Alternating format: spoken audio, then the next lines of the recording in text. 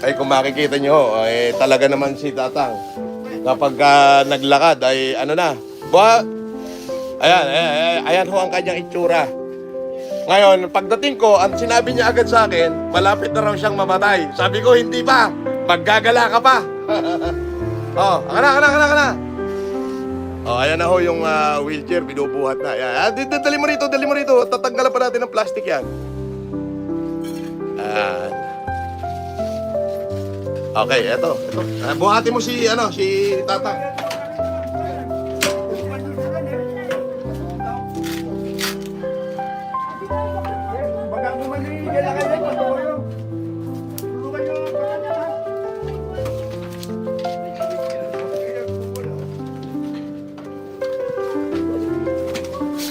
Buhatin nyo, lagay nyo rito.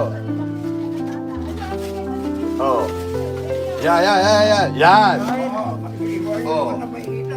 Oh. Tapos, sige, paupuin nyo. Ito yung strap niya. Sandali, para siya hindi, para hindi mahulog. Oh.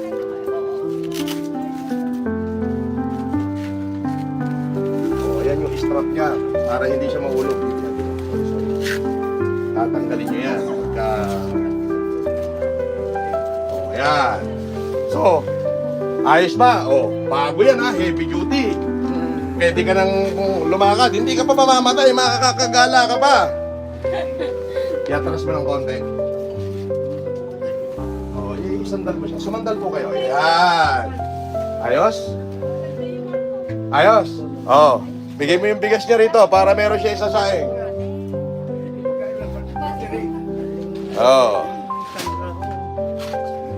Meron kang kung ano-ano man dito. Ito'y galing sa aking mga viewers. Tsaka yung bigas, baba mo.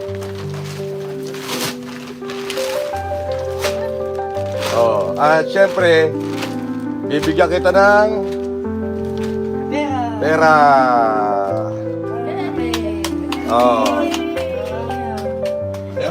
May bigas ka na, may grocery ka pa, may wheelchair ka pa.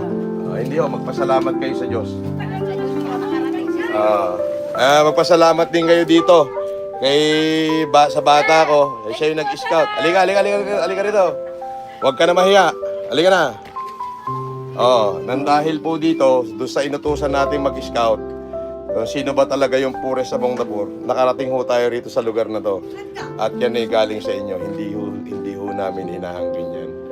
Kumbaga, hindi ho ako dapat pasalamatan dito, kundi yung ating Panginoon. At higit sa lahat kayo, nakapagbigay kayo ng pag-asa.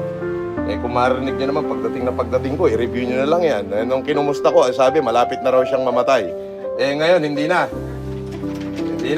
no? Okay na, mabubuhay ka na, makakagala ka na dyan, may pambayad ka na sa chicks dyan mamaya. 700 lang dyan sa may katuday.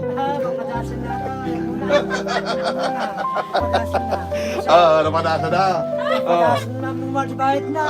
700 lang dito kay katuday, mabali na. Dapat tawar na, dapat tawar na. So, maraming salamat po sa inyong lahat at marami pa ho kung iikutin. Man kompleto nga na ganun. Isulat ko para just in case, balik-balikan natin. At kamustahin natin si tatay. Sa lahat sa inyo, dinanggit ko na yung pangalan nyo. Maraming salamat. Yung mga ginawa nyo, eto na. Simula ngayong araw na to, going to scout so many Filipinos that did help. Yung mga nakalimutan na, aalalahanin natin sila. Yung mga walang nakakaalala, aalalahanin natin sila. This is not about politics and I will no longer enter the politics. Tandaan niyo yan.